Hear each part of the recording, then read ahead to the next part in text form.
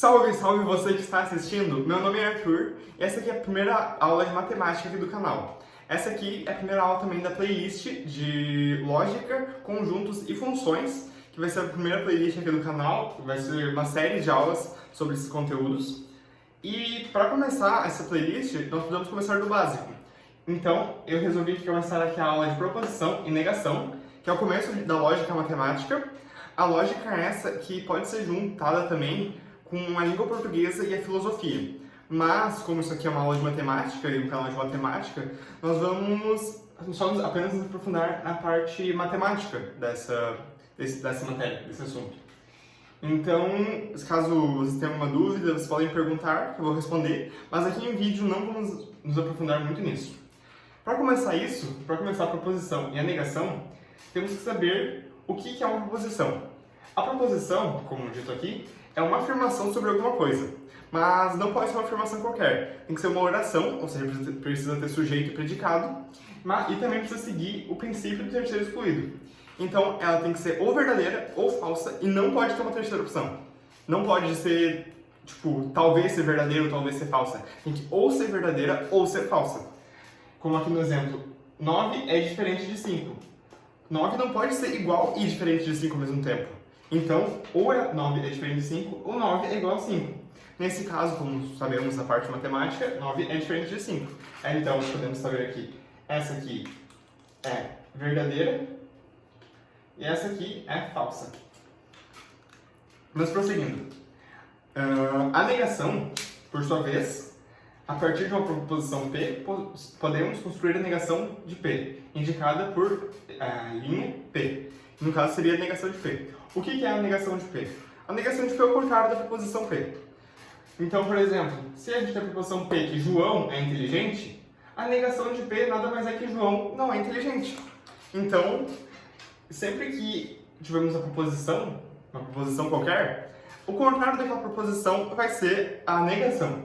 Então, temos que a proposição negação de P sempre terá valor oposto a P. Por exemplo, João é inteligente, João não é inteligente. São valores opostos. 9 é diferente de 5, 9 é igual a 5. Valores opostos. José trabalha e estuda, e José ou não trabalha ou não estuda. Nesse caso, precisamos botar o ou, porque vamos considerar aqui o diagrama. Essa área aqui é José trabalha. E essa área aqui é José estuda. Já isso aqui no meio seria a área onde José trabalha e estuda. Como a gente quer algum valor que não tenha essa área aqui no meio, então ou ele não trabalha ou ele não estuda. Você não pode pode negar os dois, mas um deles pelo menos tem que estar negado. Não pode negar, não é obrigatório que tu negue os dois, mas um dos dois tu tem que negar. Então, a gente pode falar que José não trabalha, mas estuda, e daí vai estar a negação disso aqui. E o José ou trabalha, mas não estuda. Também vai ser a negação disso aqui. Agora, José não trabalha e nem estuda, também é negação. Mas agora, um dos dois tem que ser oposto ao valor inicial. Temos aqui também a tabela verdade da proposição e da negação, onde temos aqui que a proposição, a negação de P, sempre tem valor oposto a P. Então, se o valor de P for verdadeiro, o valor da negação de P vai ser falso. Agora, se o valor de P for falso, a negação de P vai ser verdadeira. Então, agora vamos prosseguir para a próxima área. Eu vou apagar aqui a lousa e já voltamos. Continuando no nosso estudo da lógica, nós temos os conectivos. Os conectivos servem para juntar duas proposições, formando proposições maiores e mais complexas, e atribuir significados e sentidos às proposições. Depois nós aprofundaremos os conectivos e as proposições para entrar nos conjuntos, que daí acaba sendo mais complicado e nós utilizaremos mais esses aspectos aqui que estamos trabalhando. Mas primeiro precisamos entender os conectivos. Temos o conectivo e o conectivo ou. O conectivo e ele é aplicado entre duas proposições, para se obter uma proposição dupla, assim. Então, por exemplo, se temos a proposição que, P e a proposição que. Se botamos o conectivo e, temos proposição P e que. Então, vai ser a conjunção das duas proposições. Depois nós aprofundaremos isso com exemplos e ficará mais simples de entender. Mas a conjunção P e Q vai ser verdadeira se P e Q forem verdadeiras. Caso contrário, é falsa. Já agora o conectivo OU. O conectivo OU também é aplicado entre duas proposições para ter alternância entre as duas. Então, por exemplo, se botar entre P e Q, vai ser P ou Q. Então, quando for P e Q forem falsos, a proposição P ou Q vai ser falsa. Caso contrário, ela vai ser verdadeira. Podemos ver isso na tabela verdade aqui. Caso P ou Q forem verdadeiros, vai ser tudo verdadeiro. P ou Q, P sendo verdadeiro, Q sendo falso. P e Q vai ser falso, mas P ou Q vai ser verdadeiro.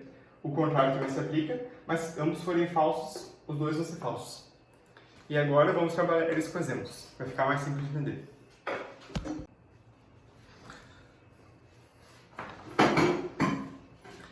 Para terminar então nossa primeira aula de lógica, nós temos aqui alguns exemplos do uso dos conectivos e do uso das proposições. O primeiro exemplo é que P é maior do que 2, o que é verdadeiro. Que 2 é diferente de 1, também é verdadeiro. Então, P e Q vai ser 2 é maior que 0 e 2 é diferente de 1, então é verdadeiro, porque ambos são verdadeiros. O E dá sentido de junção entre os dois. E o OU, 2 é maior que 0 ou 2 é diferente de 1, também é verdadeiro, porque pelo menos um dos dois é verdadeiro. O OU dá sentido de alternância, ou um ou outro. O E dá sentido de junção, que tem que ser os dois. Agora o segundo exemplo. Menos 4 é menor do que menos 3. Verdadeiro. Já agora, o quadrado de menos 4 é menor do que o quadrado de menos 3. Isso é falso. Porque o quadrado de menos 4 é 16. Porque menos 4 vezes menos 4 dá 16. E agora o quadrado de menos 3 é 9. Então, 16 é maior que 9, não 9 é maior que 16. Então, esse aqui é falso. Por sua vez, P e Q é menos 4 é menor do que menos 3 e o quadrado de menos 4 é menor do que o quadrado de menos 3. Então, como um deles é falso, isso aqui é falso. Mas agora o OU, P ou Q. Menos 4 é menor do que menos 3 ou o quadrado de menos 4 é menor do que o quadrado de menos 3. É verdadeiro? Porque pelo menos um desses é verdadeiro. E aí esse aqui é falso. Esse aqui é verdadeiro, então isso se torna a sentença verdadeira. A sentença ou a preposição final. Lembrando disso. Agora o terceiro exemplo. P. 3 é igual a 3. Verdadeiro? 3 é menor do que 3. Falso. 3 é igual a 3, não menor do que 3. Então, P e Q. 3 é igual a 3 e 3 é menor que 3. Falso. Porque isso aqui é falso. Por isso aqui está falso, já cancela tudo e vira falso tudo. Já o outro, P ou Q. Ou 3 é igual a 3, ou 3 é menor do que 3. Como é igual, isso aqui fica verdadeiro. Agora, quarto e último exemplo. 2 mais 2 é igual a 5. Falso. 2 é igual a 3. Também é falso. Então, P e Q vai ser 2 mais 2 igual a 5 e 2 igual a 3. O que é falso. Pelo menos uma delas é falsa. Como nesse caso aqui são as duas, já pode deixar falso. Agora, P ou Q. 2 mais 2 é igual a 5. Isso aqui é falso. Ou 2 é igual a 3. Também falso. Logo, ambas as duas sentenças, ou as duas proposições, são falsas, o que torna a sentença geral P ou Q também ficar falsa. Ou seja, podemos concluir essa aula de lógica matemática. Abordamos preposições, sentenças, que são basicamente a mesma coisa, e conectivos. Eu vejo vocês na próxima aula. Espero que se inscrevam aqui no canal, ativem o sininho e curtam e compartilhem o vídeo a todos que precisem e queiram assistir as aulas. Depois vamos resolver exercícios sobre esse conteúdo para deixar mais fixado o conteúdo na mente de vocês. E obrigado por assistir. Até a próxima!